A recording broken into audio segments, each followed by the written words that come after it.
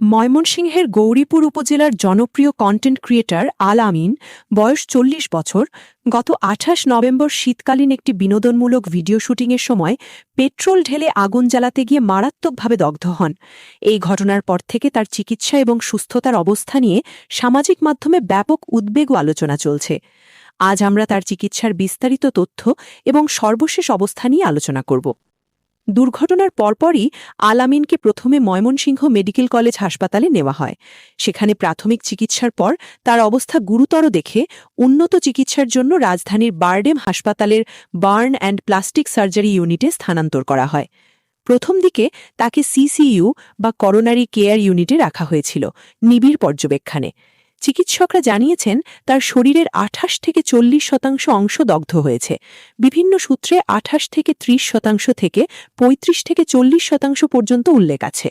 বিশেষ করে পিঠের অংশে বেশি ক্ষতি হয়েছে। বারডেম হাসপাতালে তিনি বার্ন ইউনিটে বিশেষায়িত চিকিৎসা পাচ্ছেন।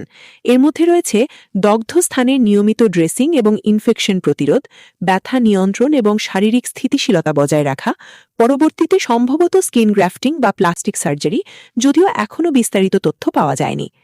চিকিৎসকরা সর্বোচ্চ চেষ্টা করছেন এবং হাসপাতালের সেবায় তার পরিবার খুবই সন্তুষ্ট। তার সহকর্মী আজাদ হোসেন জনি এবং সহকারী সুবলচন্দ্র অধিকারী জানিয়েছেন যে প্রথম কয়েকদিন অবস্থা সংকটাপন্ন ছিল, কিন্তু ধীরে ধীরে উন্নতি হচ্ছে। আল আমিনের শারীরিক যন্ত্রণা কিছুটা কমেছে। তিনি এখন সাড়া দিচ্ছেন এবং কথা বলতে পারছেন। সিসিইউ থেকে সাধারণ ওয়ার্ডে স্থানান্তর করা হয়েছে। পরিবার ছাড়পত্র চাইলেও চিকিৎসকরা পুরোপুরি সুস্থ না হওয়া পর্যন্ত হাসপাতালে রাখতে চান। অবস্থা উন্নতির পথে, আশঙ্কা কেটে গেছে বলে স্বজনরা জানিয়েছেন। সামাজিক মাধ্যমে কিছু গুজব ছড়িয়েছিল যে তিনি মারা গেছেন বা মৃত্যুশয্যায়। এগুলো সম্পূর্ণ ভিত্তিহীন। আল আমিন নিজে হাসপাতাল থেকে ভিডিও বার্তায় সবাইকে সতর্ক করেছেন এবং দোয়া চেয়েছেন। আসসালামু আলাইকুম প্রিয় দর্শক, আশা করি সবাই ভালো আছেন।